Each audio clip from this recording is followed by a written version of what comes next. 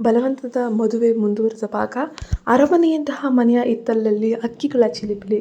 ಬೆಳಗಿನ 6 ಗಂಟೆ. ತಂಪಾದ ಮಂಜುಹನಿಗಳು ಅಡಿಕೆ ಗಿಡಗಳ ಮೇಲೆ ಬೀಳ್ತಾ ಇದೆ. ಇವತ್ತು ಭಾನುವಾರವಾದ್ದರಿಂದ ಆಫೀಸಿಗೆ ರಜೆ ಇತ್ತು. ನಾನಿ ಬೆಳಗ್ಗೆ ಎದ್ದು ತನ್ನ ಕಪ್ಪು ಬಣ್ಣದ ಒಂದು ಜಾಗಿಂಗ್ ಟ್ರ್ಯಾಕ್ ಪ್ಯಾಂಟನ್ನು ಬಿಗಿಯಾಗಿ ಬೂದು ಬಣ್ಣದ ಟೀ ಶರ್ಟನ್ನು ಧರಿಸಿ ಮುಖ ತೊಳೆಯಲು ಹಾಲಿನ ಕಡೆಗೆ ಬಂದಿದ್ದ. ಅವನ ಕೂದಲುಗಳು ಇನ್ನೂ ಸರಿಯಾಗಿ ಬಾಚದೆ ಹಣೆ ಮೇಲೆ ಬಿದ್ದಿದ್ವು. ಅದು ಅವನಿಗೆ ಮತ್ತಷ್ಟು ಹ್ಯಾಂಡ್ಸಮ್ ಲುಕ್ಕನ್ನು ನೀಡ್ತಿತ್ತು. ಅಷ್ಟರಲ್ಲಿ ಅಡುಗೆ ಮನೆಯ ಕಡೆಯಿಂದ ಹಸಿರು ಗಾಜಿನ ಬಳೆಗಳ ಸದ್ದು ಕೇಳಿಸ್ತು. ನಾನಿ ಮೆಲ್ಲನೆ ಅತ್ತ ತಿರುಗಿ ನೋಡಿದಾಗ ಅವನ ಕಣ್ಣುಗಳು ಒಂದು ಕ್ಷಣ ಸ್ತಬ್ಧವಾದವು. ಇವತ್ತು ರಮ್ಯಾ ಹಳ್ಳಿಯ ಶೈಲಿಯಲ್ಲಿ ಕಡು ಹಸಿರು ಬಣ್ಣದ ಕಾಟನ್ ಸೀರೆಯನ್ನು ಉಟ್ಟಿದ್ಲು. ಕೆಂಪು ಬಣ್ಣದ ಬ್ಲೌಸ್, ಹಸಿರು ಸೀರೆಯ ಕಾಂಬಿನೇಷನ್ ಅವಳ ತುಂಬಿದ ದೇಹಕ್ಕೆ ಹಾಲಿನಂಥ ಬಣ್ಣಕ್ಕೆ ಅಮೋಘವಾಗಿತ್ತು. ಸೀರೆಯ ನೆರಿಗೆಗಳನ್ನು ಅವಳ ಸೊಂಟದ ಬಳಿ ಬಿಗಿಯಾಗಿ ಸಿಕ್ಕಿಸಿದ್ದರಿಂದ ಅವಳ ಸಪೂರ ಸೊಂಟ ಅಂದ ಚಂದ ಎದ್ದು ಕಾಣ್ತಾ ಇತ್ತು. ಅವಳು ತಲೆಗೆ ಸ್ನಾನ ಮಾಡಿದ್ರಿಂದ ಅವಳ ಒದ್ದೆಯಾದ ಕಡುಕಪ್ಪು ಕೇಶರಾಶಿ ಬೆನ್ನಿನ ಮೇಲೆ ಹರಡಿ ಸೀರೆ ಹಿಂಭಾಗವನ್ನು ಒದ್ದೆ ಮಾಡ್ತಾ ಇದ್ವು. ರಮ್ಯಾ ಅಡುಗೆ ಮನೆಯ ಬಾಗಿಲಿಗೆ ಹಗ್ಗ ಕಟ್ಟಿ ಒದ್ದೆಯಾದ ಬಟ್ಟೆಗಳನ್ನು ಒಣಗಿಸೋಕೆ ಬಹಳ ಪ್ರಯತ್ನ ಪಡ್ತಾ ಇದ್ಲು. ಅವಳ ಕೈಯಲ್ಲಿದ್ದಂತಹ ಒಂದು ಬಿಳಿ ಬಣ್ಣದ ಶರ್ಟನ್ನು ಹಗ್ಗದ ಮೇಲೆ ಹಾಕೋಕೆ ಆಕೆ ತನ್ನ ಎರಡೂ ಕೈಗಳನ್ನು ಮೇಲಕ್ಕೆತ್ತಿ ಕಾಲಿನ ಹೆಬ್ಬೆರಳುಗಳ ಮೇಲೆ ನಿಂತು ಬಗ್ಗಿದ್ಲು. ಆಕೆ ಕೈಗಳನ್ನು ಮೇಲಕ್ಕೆತ್ತಿದಾಗ ಸೀರೆಯ ಸೆರಗು ಸ್ವಲ್ಪ ಜಾರಿ ಆ ಸಪೂರವಾದ ಭಾಗ ಸಣ್ಣ ಚಮಕ್ ನಾನಿಯ ಕಣ್ಣಿಗೆ ನೇರವಾಗಿ ಬಿತ್ತು.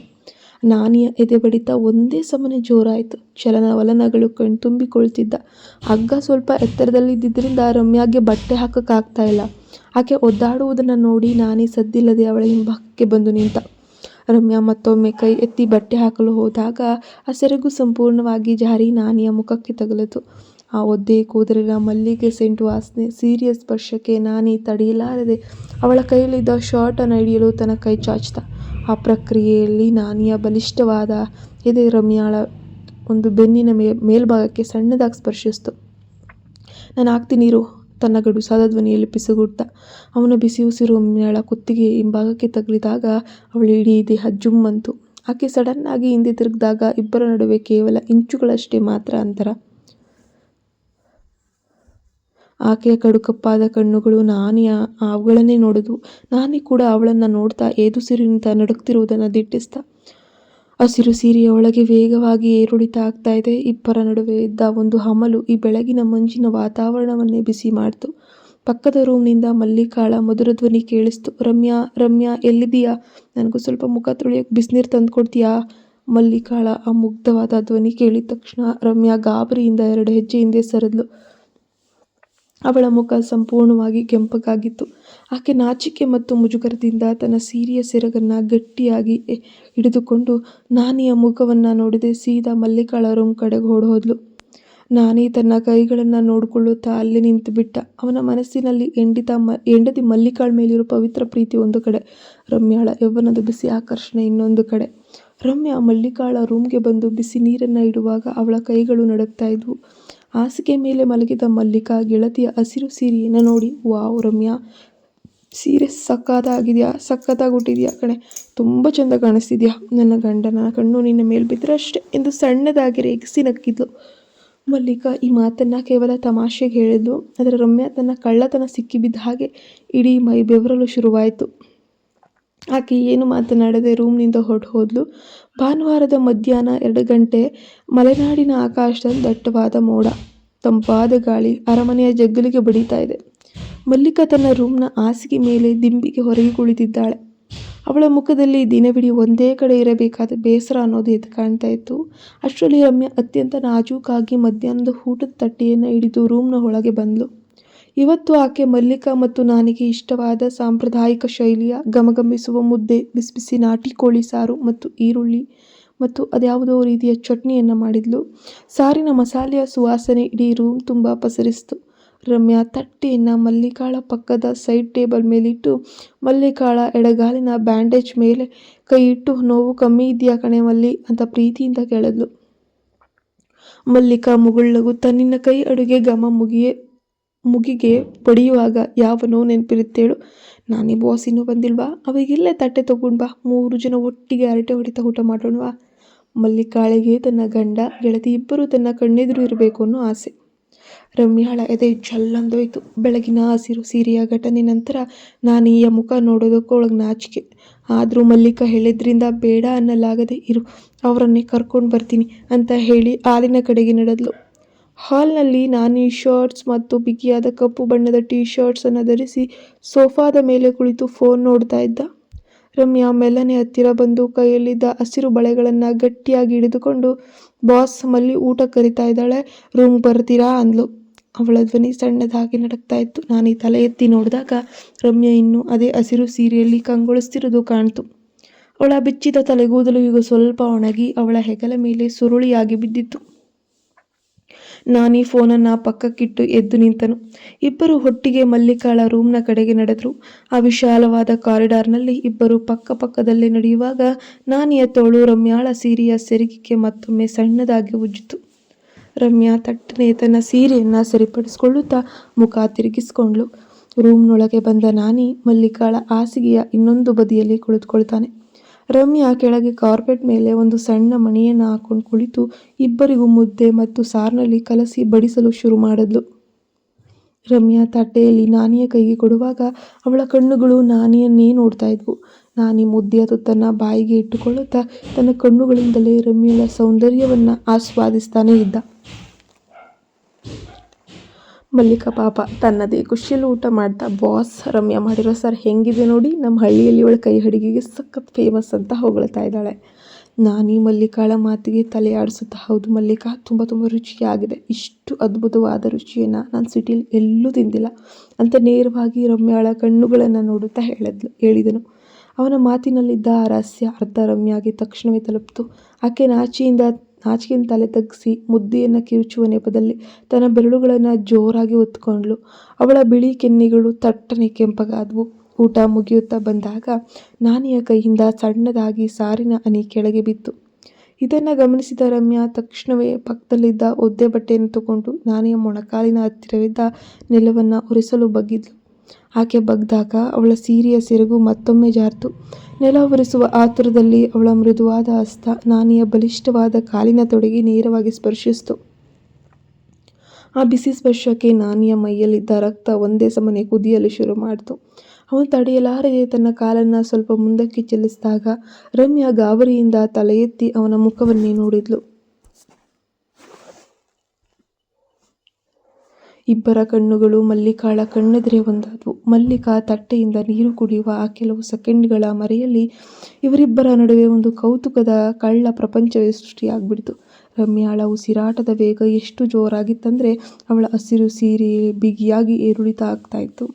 ಮಲ್ಲಿಕಾ ಲೋಟವನ್ನು ಕೆಳಗಿಟ್ಟು, ಏನೇನವ್ಯಾ, ನೆಲ ಒರೆಸೋಕೆ ಅಷ್ಟೊಂದು ಕಷ್ಟನಾ, ಮುಖವೆಲ್ಲ ಬೆವತ್ತು ಹೋಗಿದೆ ಅಂತ ಮುಗ್ಧತೆಯಿಂದ ಕೇಳಿದ್ಲು. ರಮ್ಯಾ ತಟ್ಟನೆ ಎದ್ದು ನಿಂತು ತನ್ನ ಸೀರೆಯನ್ನು ಗಟ್ಟಿಯಾಗಿ ಎಳೆದುಕೊಂಡು, ಇಲ್ಲ ಮಲ್ಲಿ, ಸಾಂಬಾರು ತುಂಬ ಖಾರ ಆಯ್ತಲ್ವಾ, ಅದಕ್ಕೆ ಆಗ್ತಾ ಇದೆ, ನಾನು ತಟ್ಟೆ ತೊಗೊಂಡು ಹೋಗ್ತೀನಿ ತೊದಲುತ್ತಾ ಹೇಳಿ ತಟ್ಟೆಗಳನ್ನು ಎತ್ಕೊಂಡು ಅಡಿಗೆ ಮನೆಗೆ ಹೊರಡ್ಲು. ಮಲ್ಲಿಕಾ ನಾನಿಯ ಕಡೆ ತಿರುಗಿ, ಬಾಸ್, ರಮ್ಯಾಗೆ ಈ ಸಿಟಿ ವಾತಾವರಣ ವಸ್ತು ಸ್ವಲ್ಪ ಗಾಬರಿ, ಅವಳನ್ನು ಸ್ವಲ್ಪ ಚೆನ್ನಾಗಿ ಮಾತಾಡಿಸಿ, ಅವಳಿಗೂ ಫ್ರೀ ಅನ್ಸುತ್ತೆ ಅಂತ ತನ್ನ ಗಂಡನ ಕೈ ಹಿಡಿದು ಹೇಳಿದ್ಲು. ಮಲ್ಲಿಕಾ ತಾನೇ ಸ್ವತಃ ತನ್ನ ಗಂಡನನ್ನ ಗೆಳತಿಗೆ ಹತ್ತಿರ ಮಾಡುತ್ತಿರುವುದು ಅವಳಿಗೆ ಗೊತ್ತಿಲ್ಲ. ನಾನಿ ಮಲ್ಲಿಕಾಳ ಕೈಯನ್ನು ಸವರುತ್ತಾ ಕಿಟಕಿಯ ಹೊರಗೆ ಬೀಳಲು ಮಳೆಯನ್ನು ನೋಡೋಕೆ ಶುರು ಮಾಡ್ದ. ಮತ್ತೊಂದು ಪ್ರೇಮಲೋಕದ ಆಲೋಚನೆಯಲ್ಲಿ ಮುಳುಗಿ ಹೋಗಿದ್ದ. ಮಧ್ಯಾಹ್ನ 3 ಗಂಟೆ ಆಗುತ್ತಿದ್ದಂತೆ ಮಲೆನಾಡಿನ ದಟ್ಟ ಹಸಿರು ತೋಟಗಳ ಮೇಲೆ ಮಳೆ ಅಬ್ಬರಿಸಲಾರಂಭಿಸಿತು. ಅರಮನೆಯ ದೊಡ್ಡ ಹೆಂಚಿನ ಮೇಲ್ಛಾವಣಿಗೆ ಮಳೆಯ ಹನಿಗಳು ಬಡಿಯುವ ಸದ್ದು ಇಡೀ ಮನೆಯೊಳಗೆ ಒಂದು ರೊಮ್ಯಾಂಟಿಕ್ ನಿಶ್ಶಬ್ದವನ್ನು ಸೃಷ್ಟಿಸಿತು. ಮಣ್ಣಿನ ಬಿಸಿ ವಾಸನೆ ಗಾಳಿಯಲ್ಲಿ ತೇಲಿ ಬರುತ್ತಿತ್ತು.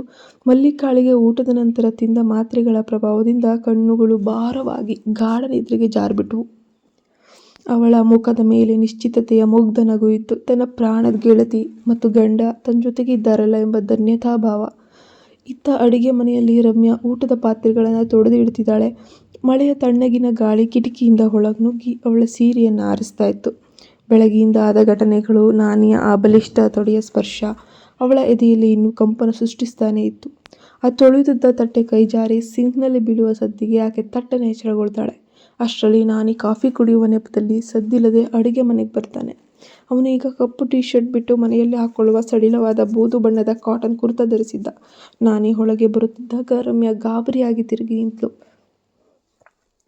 ಕಿಚನ್ನ ಸಣ್ಣ ಜಾಗದಲ್ಲಿ ಇಬ್ಬರು ಕೂಡ ಮುಖಾಮುಖಿ ಆಗ್ತಾರೆ. ಹೊರಗೆ ಮಳೆಯ ಆರ್ಭಟ ಜೋರಾಗ್ತಿದೆ. ಒಳಗಿನ ಮೌನ ಇವರಿಬ್ಬರನ್ನ ಹತ್ತಿರ ಎಳೀತಾ ಇದೆ. ಮಲ್ಲಿಕಾ ಮಲಗಿದ್ದಾಳ ಎಂದು ನಾನಿ ಅತ್ಯಂತ ಮೆಲುಧ್ವನಿಯಲ್ಲಿ, ತನ್ನ ಗಡುಸಾದ ಧ್ವನಿಯಲ್ಲಿ ಕೇಳ್ತಾನೆ. ರಮ್ಯಾ ತನ್ನ ಒದ್ದೆಯಾದ ಹಸ್ತಗಳನ್ನು ಸೀರೆಯ ಸೆರಗಿನಲ್ಲಿ ಒರೆಸಿಕೊಳ್ಳುತ್ತಾ ಕಳ್ಳನ್ನ ಕೆಳಗೆ ಮಾಡಿ, ಹ್ಞೂ ಬಾಸ್, ಮಾತ್ರೆ ತಗೊಂಡಿದ್ದಾಳಲ್ವಾ, ನಿದ್ರೆ ಮಾಡ್ತಾ ಇದ್ದಾಳೆ ಎಂದ್ಲು. ಅವಳ ಉಸಿರಾಟದ ವೇಗ ಥಟ್ಟನೆ ಜಾಸ್ತಿ ಆಯಿತು. ನಾನಿ ಮುಂದಕ್ಕೆ ಬಂದು ವಾಷಿಂಗ್ ಬೇಸಿನ್ನಲ್ಲಿ ಪಕ್ಕದಲ್ಲಿದ್ದ ನೀರಿನ ಫಿಲ್ಟರ್ನಿಂದ ನೀರು ಕುಡಿಯೋಕೆ ಗ್ಲಾಸ್ ಎತ್ಕೊಂಡ. ನೀರು ಕುಡಿಯುವಾಗ ಅವನ ಗಂಟಲಿನ ಉಬ್ಬು ಬಿಗಿಯಾದ ತೋಳುಗಳ ಚಲನೆಯನ್ನು ರಮ್ಯಾ ವಾರೆಗಣ್ಣಿಯಿಂದ ಕಣ್ತುಂಬಿಕೊಂಡ್ಳು.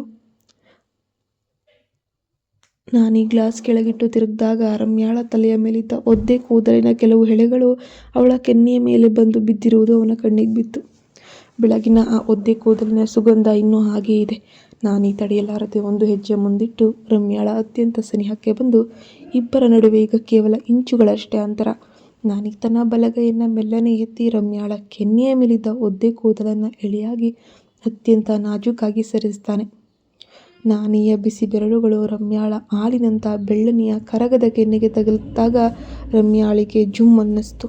ಅವಳ ಕೈಯಲ್ಲಿದ್ದ ಹಸಿರು ಗಾಜಿನ ಬಳೆಗಳು ಜಣಜಣ ಅಂತ ಸದ್ದಾದವು. ಆಕೆ ತಟ್ಟನೆ ಕಣ್ಣುಗಳನ್ನು ಮುಚ್ಚಿಕೊಂಡ್ಳು. ನಾನಿಯ ಬೆರಳುಗಳು ಅವಳ ಕೆನ್ನೆಯಿಂದ ಮೆಲ್ಲನೆ ಜಾರಿ ಕಿವಿಯ ಹಿಂಭಾಗದ ನವಿರಾದ ಚರ್ಮಕ್ಕೆ ತಾಗ್ದಾಗ ರಮ್ಯಾಳ ಉನ್ಮಾದ ನಾಚಿಕೆಯಿಂದ ಸಣ್ಣದಾಗಿ ನಡುಗಿದ್ವು.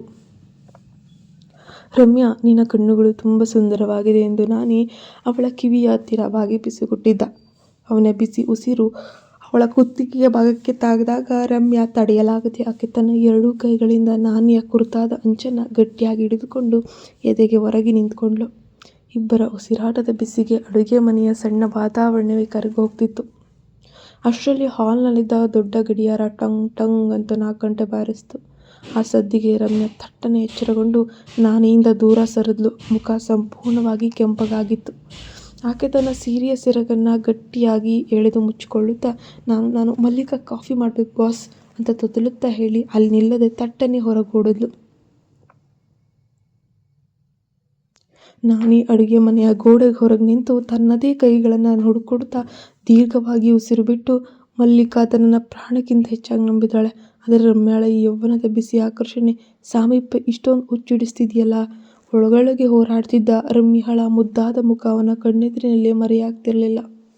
ಮಲ್ಲಿಕಾಳಿಗೆ ಇಬ್ಬರ ನಡುವಿನ ಬೆಳೆತಿರುವ ಈ ಕಳ್ಳ ಪ್ರಪಂಚದ ಸಣ್ಣ ಸುಳಿವು ಕೂಡ ಇರಲಿಲ್ಲ. ಅವಳು ತನ್ನದೇ ಲೋಕದಲ್ಲಿ ನಿಶ್ಚಿಂತೆಯಿಂದ ನಿದ್ರೆ ಮಾಡ್ತಾನೆ ಇದ್ದಾಳೆ. ಮಳೆ ಇನ್ನೂ ಸಂಪೂರ್ಣವಾಗಿ ನಿಂತಿರಲಿಲ್ಲ. ಜಿಟಿಜಿಟಿಯಾಗಿ ತುಂಬ ಚಳಿ ಆಗ್ತಾ ಇತ್ತು. ಅರಮನೆಯ ಇಂಚುಗಳ ಮೇಲಿಂದ ಜಾರಿ ಅಂಗಳದ ಮಣ್ಣಿನಲ್ಲಿ ಸಣ್ಣ ಸಣ್ಣ ಗುಂಡಿಗಳನ್ನು ಸೃಷ್ಟಿಸ್ತಾ ಇದ್ವು. ಸಮಯ ಸಂಜೆ 5:15 ಇದೆ. ಬಂದಾಗ ಮಲೆನಾಡಿನ ಕಾಡುಗಳ ನಡುವೆ ಕತ್ತಲೆ ಬೇಗನೆ ಆವರಿಸತೊಡಗಿತ್ತು. ಮಲ್ಲಿಕಾ ನಿದ್ರೆಯಿಂದ ಎಚ್ಚರಗೊಂಡು ಹಾಸಿಗೆ ಮೇಲೆ ಮೆಲ್ಲನೆ ಕಣ್ಬಿಟ್ಲು. ಅವಳ ಎಡಗಾಲಿನ ಪ್ಲಾಸ್ಟರ್ ಬ್ಯಾಂಡೇಜ್ ಇನ್ನೂ ಹಾಗೆ ಬಿಗಿಯಾಗಿತ್ತು. ಅವಳು ಬೆಡ್ ಪಕ್ಕದ ಕಿಟಕಿಯ ಪರದೆಯನ್ನು ಸರಿಸಿ ಹೊರಗೆ ನೋಡಿದಾಗ ಜಗತ್ತೇ ಮಂಜಿನ ಮುಸುಕಿನೊಳಗೆ ಸರಿದಂತೆ ಭಾಸವಾಯಿತು. ರಮ್ಯಾ ಬಾಸ್ ಎಂದು ಮಲ್ಲಿಕಾ ಮೆಲುಧ್ವನಿಯಲ್ಲಿ ಕೂಗಿದ್ಲು. ಅಡುಗೆ ಮನೆಯಲ್ಲಿ ಮಲ್ಲಿಕಾಳಿಗೆ ಇಷ್ಟವಾದಂತಹ ಶುಂಠಿ ಟೀ ಮತ್ತು ಬಿಸಿಯಾದ ಕರಗುವ ಈರುಳ್ಳಿ ಪಕೋಡವನ್ನು ಮಾಡ್ತಿದ್ದ ರಮ್ಯಾಳಿಗೆ ಗೆಳತಿಯ ಧ್ವನಿ ಕೇಳಿಸ್ತು. ಅಡುಗೆ ಮನೆಯಲ್ಲಿ ಆಕೆ ಉರಿತಿದ್ದ ಒಲೆಯ ಬದಿಯಲ್ಲಿ ನಿಂತಿದ್ದರಿಂದ ಅವಳ ಮುಖದ ಮೇಲೆ ಸಣ್ಣಗೆ ಬೆವರಿನ ಹನಿಗಳು. ನಾನಿಯ ಬೆರಳುಗಳು ತಗುಲಿದ ಅವಳ ಕೆನ್ನೆ ಇನ್ನೂ ಸಣ್ಣದಾಗಿ ಕೆಂಪಾಗೇ ಇದೆ. ಆಕೆ ತಟ್ಟನೆ ತನ್ನ ಹಸಿರು ಸೀರೆಯ ಸೆರಗನ್ನು ಭುಜದ ಮೇಲೆ ನೀಟಾಗಿ ಪಿನ್ ಮಾಡಿಕೊಂಡು ಟ್ರೇಯಲ್ಲಿ ಕೈಯಲ್ಲಿ ಹಿಡಿದು ಮಲ್ಲಿಕಾಳ ರೂಮ್ ಕಡೆಗೆ ನಡೆದ್ಲು.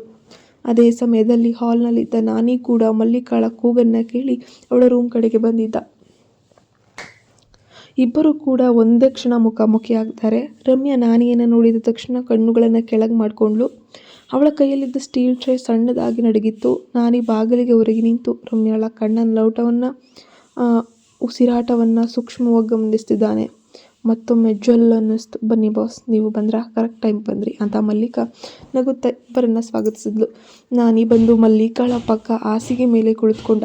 ರಮ್ಯಾ ಟ್ರೇಯನ್ನು ಟೀಪಾಯ್ ಮೇಲಿಟ್ಟು ಮಲ್ಲಿಕಾಳಿಗೆ ಒಂದು ಕಪ್ ಶುಂಠಿ ಟೀ ಮತ್ತು ಪಕೋಡವನ್ನು ಪ್ಲೇಟ್ ನೀಡಿದ್ಲು. ಮಲ್ಲಿಕಾ ಪಕೋಡವನ್ನು ಬಾಯಿಗಿಟ್ಕೊಳ್ಳುತ್ತಾ, ಹಬ್ಬ ರಮ್ಯಾ, ಈ ಮಳೆಗೆ ನಿನ್ನ ಕೈ ಅಡುಗೆ ಅಮೃತ ಕಣೆ, ಬಾಸ್ ನೀವು ತಿನ್ನಿ ಅಂತ ನಾನಿಗೆ ಒಂದು ಪಕೋಡವನ್ನು ಎತ್ಕೊಡಲು ಹೋದ್ಲು. ಆದರೆ ಅವಳ ಕೈಗೆ ಪೆಟ್ಟಾಗಿದ್ದರಿಂದ ಸ್ವಲ್ಪ ಸಮತೋಲನ ತಪ್ಪುವಂತಾಯಿತು. ಇರಲಿ ಮಲ್ಲಿಕಾ, ನಾನೇ ತಗೋತೀನಿ ಅಂತ ನಾನೇ ಪ್ಲೇಟ್ ಕಡೆ ಕೈ ಚಾಚ್ತಾ. ಅದೇ ಸಮಯಕ್ಕೆ ಸರಿಯಾಗಿ ರಮ್ಯಾ ಕೂಡ ಮಲ್ಲಿಕಾಳಿಗೆ ಸಹಾಯ ಮಾಡಲು ಮುಂದಾದ. ಇಬ್ಬರ ಕೈಗಳು ಒಂದೇ ಪಕೋಡ ಪ್ಲೇಟ್ನ ಮೇಲೆ ಸೇರಿದ್ವು. ನಾನಿಯ ಬಿಸಿ ಹೆಬ್ಬೆರಳು ರಮ್ಯಾಳ ಮೃದುವಾದ ಅಂಗೈ ಮಧ್ಯದ ಜಾಗಕ್ಕೆ ಗಟ್ಟಿಯಾಗಿ ಒತ್ತಲ್ಪಟ್ಟಿತ್ತು. ಈ ಹಠಾತ್ ಸ್ಪರ್ಶಕ್ಕೆ ರಮ್ಯಾಳ ಇಡೀ ಮೈಯಲ್ಲಿ ವಿದ್ಯುತ್ ಹರಿದಂತಾಯಿತು. ಆಕೆ ಕೈಯನ್ನು ಹಿಂತೆಗೆದುಕೊಳ್ಳಲು ಪ್ರಯತ್ನಿಸಿದಾಗ ನಾನಿ ಅವಳ ಬೆರಳುಗಳನ್ನು ಮೆಲ್ಲನೆ ತನ್ನ ಕೈಯಿಂದ ಸವರಿ ಪ್ಲೇಟನ್ನು ತನ್ನ ವಶಕ್ಕೆ ಪಡೆದುಕೊಳ್ತಾನೆ. ರಮ್ಯಾಳ ಕಣ್ಣುಗಳಲ್ಲಿ ನಡುಕ ಎದ್ದು ಕಾಣ್ತಾ ಇತ್ತು. ಆಕೆ ತಕ್ಷಣ ಕಾರ್ಪೆಟ್ ಮೇಲೆ ಮೊಣಕಾಲೂರಿ ಕುಳಿತುಕೊಂಡು ತನ್ನ ಹಸಿರು ಸೀರೆಯನ್ನು ಕಾಲಿನ ಹೆಬ್ಬೆರಳಿನವರೆಗೂ ಮುಚ್ಚಿಕೊಳ್ಳುತ್ತಾ ಮೌನಕ್ಕೆ ಶರಣಾದ್ಲು. ಮಲ್ಲಿಕಾ ಟೀ ಸಿಪ್ ಮಾಡುತ್ತಾ ಅತ್ಯಂತ ಮುಗ್ಧತೆಯಿಂದ ಹೇಳಿದ್ಲು, ನೋಡಿ ಬಾಸ್, ರಮ್ಯಾ ನಮ್ಮ ಮನೆಗೆ ಬಂದ ಮೇಲೆ ನನಗಂತೂ ಒಂಟಿತನ ಅನ್ನೋದೇ ಗೊತ್ತಾಗ್ತಾ ಇಲ್ಲ. ನನಗೊಂದು ಯೋಚನೆ ಬರ್ತಾ ಇದೆ. ರಮ್ಯಾಗೆ ಇನ್ನೂ ಮದುವೆ ಆಗಿಲ್ಲ ಅಲ್ವಾ? ಅವಳಿಗೆ ನಮ್ಮ ಸಿಟಿಯಲ್ಲಿ ಯಾರಾದರೂ ಒಳ್ಳೆಯ ಹುಡುಗನನ್ನು ನೋಡಿ ನಾವೇ ಮುಂದೆ ನಿಂತು ಮದುವೆ ಮಾಡಿಸ್ಬಿಡೋಣ. ಆಗ ಇವಳು ಯಾವಾಗಲೂ ನಮ್ಮ ಕಣ್ಣೆದುರೇ ಇರ್ತಾಳೆ ಅಂತ ಹೇಳಿದ್ಲು. ಮಲ್ಲಿಕಾಳ ಈ ಅಪಾರವಾದ ಪ್ರೀತಿ ಭವಿಷ್ಯದ ಪ್ಲಾನ್ ಕೇಳಿ ರಮ್ಯಾಳ ಎದೆಯಲ್ಲಿ ಸಿಡಿಲು ಬಡಿತು. ಅವಳಿಗೆ ತನ್ನ ಗೆಳತಿಯ ಮುಗ್ಧತೆ ಮುಂದೆ ತಾನು ನಾನಿ ಮಾಡುತ್ತಿರುವ ಅತ್ಯಂತ ರಹಸ್ಯ ಆಕರ್ಷಣೆ ಎಷ್ಟು ದೊಡ್ಡದಾದ ತಪ್ಪು, ತಳಮಳ, ಆ ನೋವು ಶುರುವಾಯಿತು. ಆಕೆ ಕಣ್ಣುಗಳಲ್ಲಿ ನೀರು ತುಂಬಿ ಬರುವುದನ್ನು ಮರೆಮಾಚಲು ತಲೆಯನ್ನು ತಗ್ಗಿಸಿಕೊಂಡ್ಳು. ನಾನಿ ಮಲ್ಲಿಕಾಳ ಮಾತನ್ನು ಕೇಳಿ ಗಂಭೀರನಾಗಿ, ಹೌದು ಮಲ್ಲಿಕಾ, ರಮ್ಯಾ ತುಂಬ ಒಳ್ಳೆಯ ಹುಡುಗಿ. ಅವಳ ಲೈಫ್ನಲ್ಲಿ ಬರುವವನು ಅವನ ಪ್ರೀತಿಯಿಂದ ಕಣ್ಣಲ್ಲಿ ಕಣ್ಣಿಟ್ಟು ಕಾಯಬೇಕು. ಅವನ ಧ್ವನಿಯಲ್ಲಿದ್ದ ಆಳವಾದ ಭಾವನೆ ನೇರವಾಗಿ ರಮ್ಯಾಳ ಹೃದಯಕ್ಕೆ ನಾಟಿತು. ಖಂಡಿತ ಬಾಸ್, ಆ ಜವಾಬ್ದಾರಿ ನಿಮ್ಮದೇ ಎಂದು ನಾನಿಯ ಕೈಯನ್ನು ತನ್ನ ಕೈಯೊಳಗೆ ತೆಗೆದುಕೊಂಡ್ಳು. ರಮ್ಯಾಗೆ ಅಲ್ಲಿ ವಾತಾವರಣದಲ್ಲಿ ಇರಲು ಉಸಿರುಗಟ್ಟಿದಂತಾಗಿ ಆಕೆ ತಕ್ಷಣವೇ ಎದ್ದು ನಿಂತು ತನ್ನ ಸೀರೆಯ ಸೆರಗನ್ನು ಸರಿಪಡಿಸಿಕೊಳ್ಳುತ್ತಾ, ಮಲ್ಲೆ, ಅಡುಗೆ ಮನೆಯಲ್ಲಿ ಹಾಲು ಕಾಯೋಕ್ಕಿಟ್ಟಿದ್ದೀನಿ, ನೋಡ್ಕೊಂಡು ಬರ್ತೀನಿ ಅಂತ ತೊದಲುತ್ತಾ ಹೇಳಿ ಬಿಡುತ್ತಿದ್ದ ಏದುಸಿರಿನೊಂದಿಗೆ ರೂಮ್ನಿಂದ ಹೊರಗೆ ನಡೆದ್ಲು. ಮಲ್ಲಿಕಾ ನಾನಿಯ ಹೆಗಲ ಮೇಲೆ ತಲೆ ಇಟ್ಕೊಂಡು ಕಿಟಕಿಯ ಹೊರಗೆ ಆವರಿಸಿದ್ದ ಕತ್ತಲೆಯನ್ನು ನೋಡುತ್ತಾ, ಬಾಸ್, ನಾನು ಎಷ್ಟು ಅದೃಷ್ಟವಂತೆ ಅಲ್ವಾ? ನಿಮ್ಮಂತಹ ಗಂಡ, ರಮ್ಯಾಳಂತಹ ಗೆಳತಿ ಸಿಗೋಕೆ ಪುಣ್ಯ ಮಾಡಿರಬೇಕು ಅಂದ್ಲು. ನಾನಿ ಮಲ್ಲಿಕಾಳ ತಲೆಯನ್ನು ಸವರ್ತಿದ್ರು ಅವನ ಕಣ್ಣುಗಳು ಮಾತ್ರ ಹೊರಟು ಹೋದ ರಮ್ಯಾಳ ಹಸಿರು ಸೀರೆಯ ನೆರಳನ್ನೇ ಹುಡುಕ್ತಾ ಇದ್ವು. ರಾತ್ರಿ 10:30 ಬಂದಿತ್ತು. ಮಲೆನಾಡಿನ ಆ ವಿಶಾಲವಾದ ಅರಮನೆಯಲ್ಲಿ ಎಲ್ಲೂ ಸದ್ದಿರಲಿಲ್ಲ. ಅಜಾರದ ದೊಡ್ಡ ಗಡಿಯಾರದ ಟಿಕ್ ಟಿಕ್ ಸದ್ದು ಮಾತ್ರ ಇಡೀ ಮನೆಯ ಮೌನವನ್ನು ಎದ್ದು ಕಾಣಿಸ್ತಿತ್ತು. ಹೊರಗೆ ಗಾಳಿ ಬೀಸ್ತಿದ್ರಿಂದ ಕಿಟಕಿಯ ಗಾಜುಗಳು ಮೆಲ್ಲನೆ ನಡುಗ್ತಾ ಇದ್ವು. ಮಲ್ಲಿಕಾ ರಾತ್ರಿಯ ಊಟ ಮುಗಿಸಿ ಮಾತ್ರೆಗಳನ್ನು ತಿಂದಿದ್ದರಿಂದ ಹಾಸಿಗೆ ಮೇಲೆ ನೆಮ್ಮದಿಯಾಗಿ ನಿದ್ರಿಸ್ತಿದ್ಲು. ಅವಳ ಎಡಗಾಲಿನ ಬಿಳಿ ಬ್ಯಾಂಡೇಜ್ ಸಣ್ಣ ದಿಂಬಿನ ಮೇಲಿತ್ತು. ಪ್ರಾಣದ ಗೆಳತಿ ರಮ್ಯಾ ಪಕ್ಕದ ಕೋಣೆಯಲ್ಲಿದ್ದಾಳೆ. ಗಂಡ ನಾನಿ ತನ್ನ ಜೊತೆಗಿದ್ದಾನೆ ಅನ್ನೋ ನೆಮ್ಮದಿ. ನಾನಿ ತನ್ನ ರೂಮ್ನ ಹಾಸಿಗೆ ಮೇಲೆ ಮಲಗಿದ್ರೂ ಅವನಿಗೆ ನಿದ್ರೆ ಬರ್ತಾ ಇಲ್ಲ. ಮುಂದುವರಿಯುತ್ತೆ.